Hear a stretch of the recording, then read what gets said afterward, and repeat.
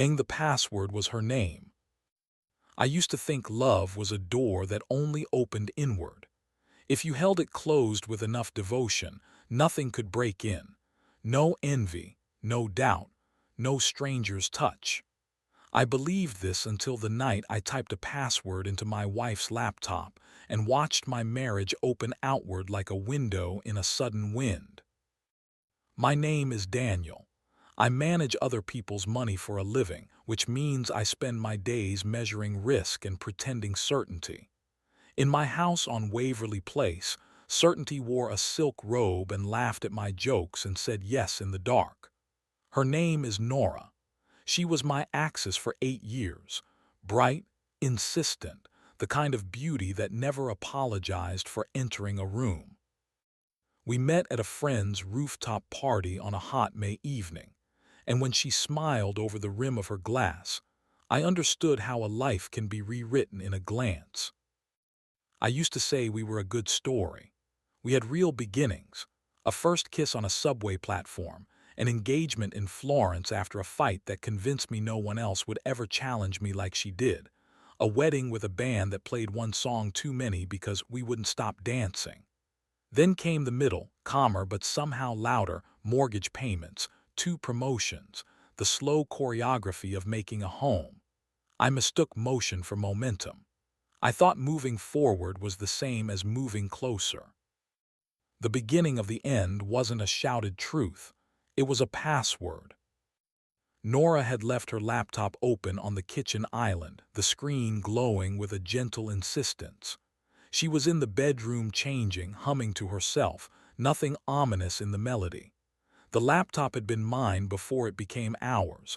I had picked the machine, set up the profiles, taught her the shortcuts because she always forgot them, and teased her when she didn't mind. "You're my shortcut," she used to say. When the login box slid into place, a strange impulse took my hands. It wasn't spying yet, I told myself. She had once used my password for everything until I forced her to stop. The old password was a joke we shared, the kind of simple key people use until a breach teaches them pain. I typed it. The machine shook its head. I typed again, adding the exclamation mark I always add when I'm feeling foolish. No.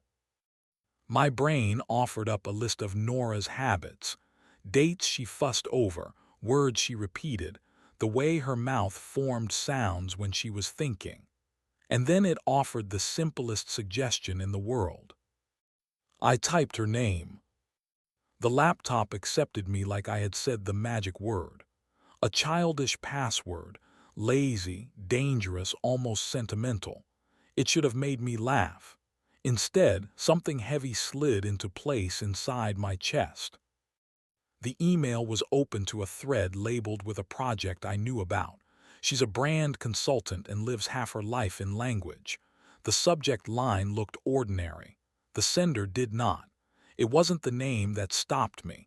It was the familiarity of the tone. A man writing as if no one else existed in the space between them. "Hotel lobby at 7, it began. "I'll wear the sweater you hate." Humor is intimacy's oldest cousin. It recognizes a private joke and asks to sit down. Nora came into the kitchen in an oversized sweater and bare legs, and I closed the laptop without thinking. She kissed the crown of my head, fingers sliding into my hair. "You're quiet," she said. I said I was tired. It wasn't a lie. A new kind of exhaustion had found me, one that didn't care about sleep. I thought I wouldn't look again. I wanted to be the man who walked away from the cliff. But cliffs are designed for leaning over. 2 nights later, when she was in the shower and steam turned our bathroom into a cloud, I opened the laptop and fell through.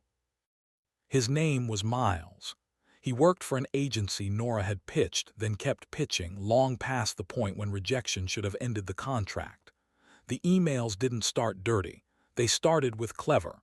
Banter, borrowed movies, links to strange articles no one reads unless they are trying to impress someone who reads them. Then came the shift. "If we stop meeting for coffee, I won't stop wanting you. Bring the sweater, leave the lipstick." And finally, a sentence that tattooed itself on the inside of my skull. He thinks certainty is love, Miles wrote, and certainty is only furniture.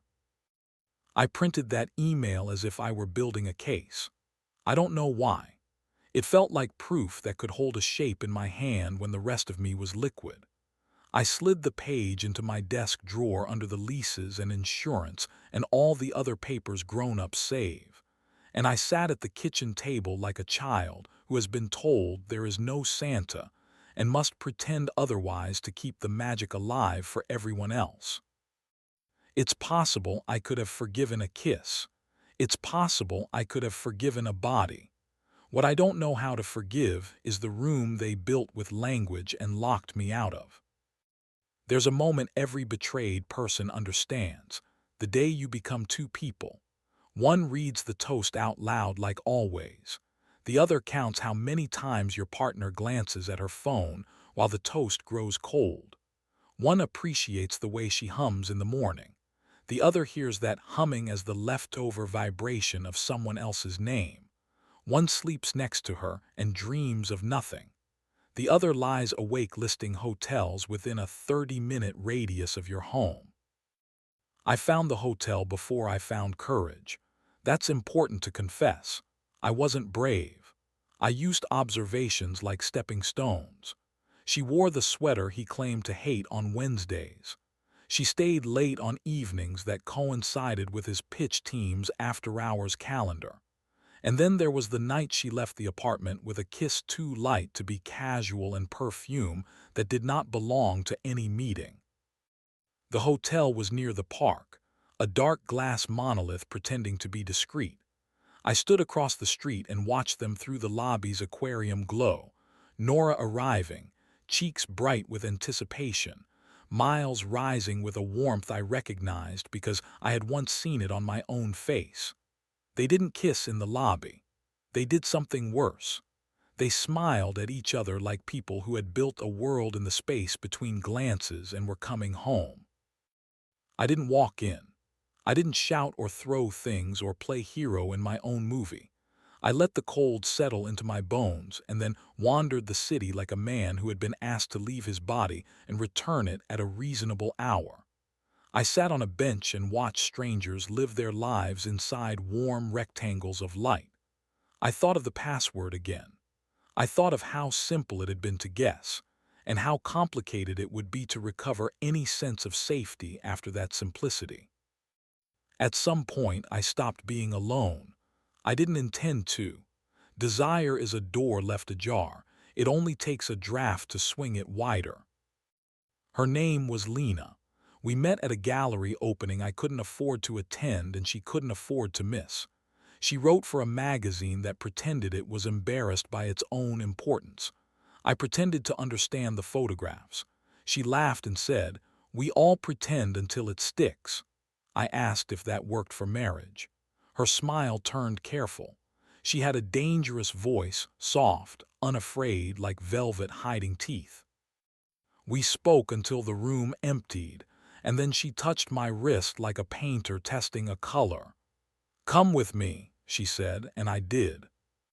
The first time with Lena was both mistake and mercy. I knew I was crossing a line even as my body begged me to sprint. Her mouth was heat and a dare. My hands shook from a hunger that had nothing to do with food. We didn't undress like thieves. We undressed like we were returning to ourselves after a long absence. We whispered names in the dark, not to claim each other but to keep from getting lost. After her head on my shoulder, I asked the question I had no right to ask. "Have you ever betrayed someone you loved?" She opened one eye and looked at me like a saint might look at a complicated prayer. "I've betrayed versions of myself," she said. "The people were collateral. I didn't sleep. I stared at the ceiling and counted the ways to hurt a person without leaving a mark.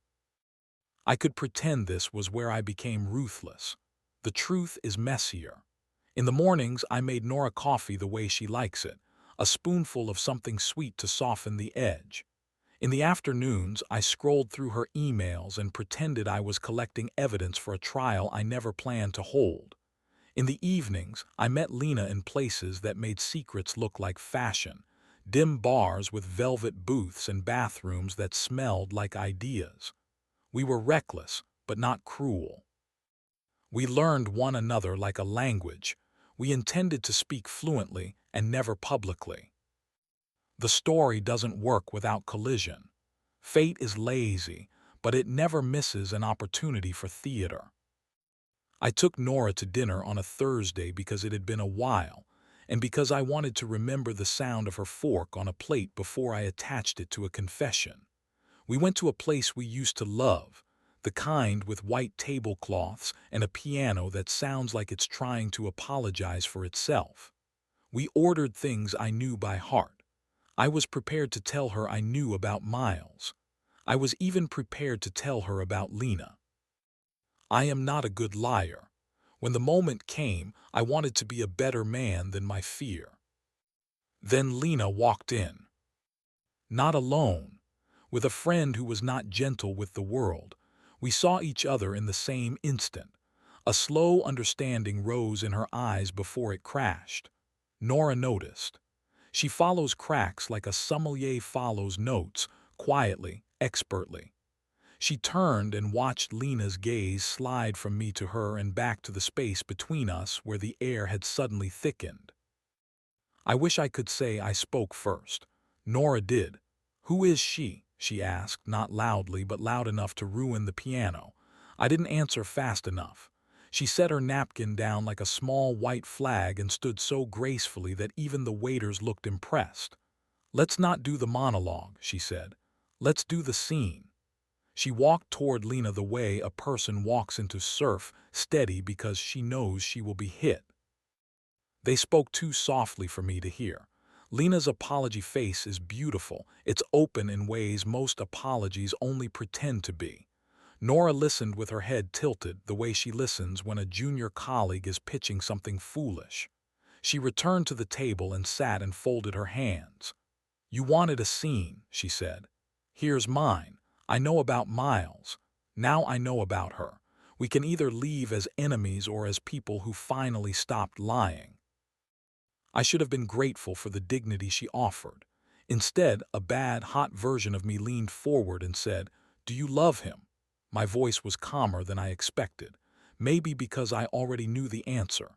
She exhaled, looked at her own hands, and said something I would later repeat to myself in showers and stairwells and cabs. "I loved the way he saw me," she said. "I didn't love him more than you. I loved the version of me I thought I had to hide to stay with you." We went home in the same car, silent except for the small sounds two people make when they are both trying not to cry.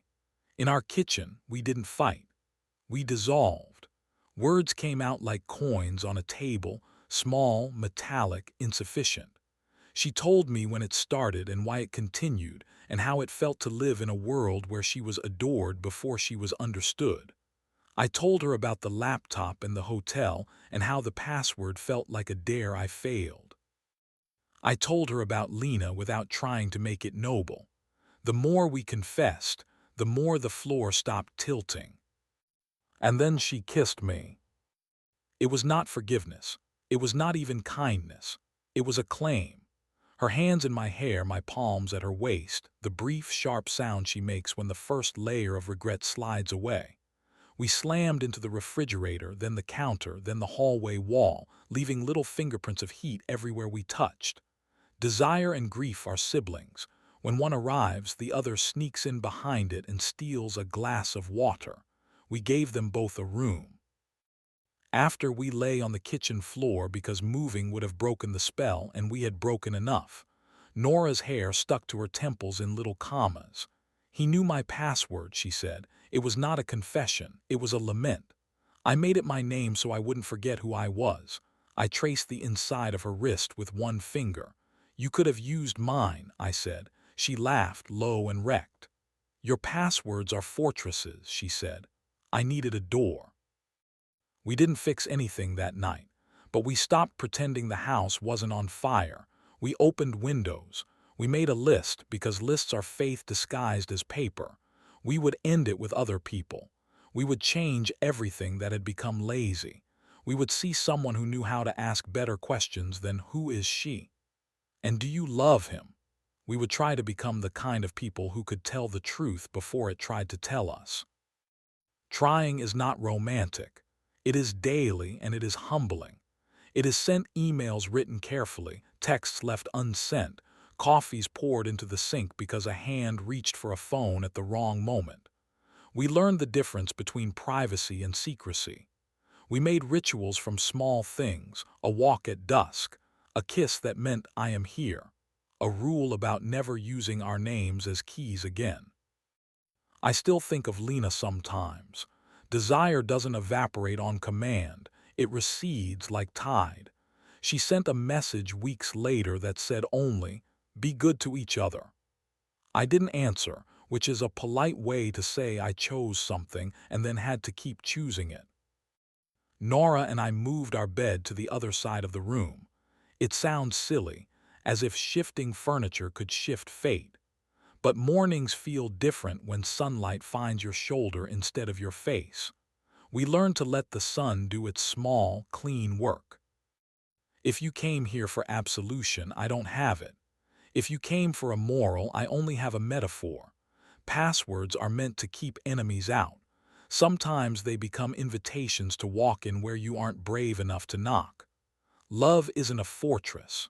It's a door you learn to open and close together, on purpose, with consent, with the understanding that air must move if people are going to breathe. Some nights I wake before Nora does and watch her mouth soften into sleep. I count the scars we gave each other, and the tenderness that arrived like rain after a heat wave. I think about the first time I typed her name into a box and what spilled out. And then I think about what we've chosen since. The new keys, the new rules, the old hands relearning the map. The door to our bedroom sticks in summer. You have to lift and pull at the same time, then it opens with a sigh like a body remembering its own weight. When it closes, it doesn't click, it hushes. We don't lock it much anymore. We have locks, of course. We're not fools, but most nights we leave the door exactly as it is, shut enough for privacy, open enough for air. And when her phone lights up on the nightstand, it's not a wound, it's a lamp. I roll toward her, toward the soft, familiar music of her breathing, and the name I use as my password is not hers or mine. It's ours.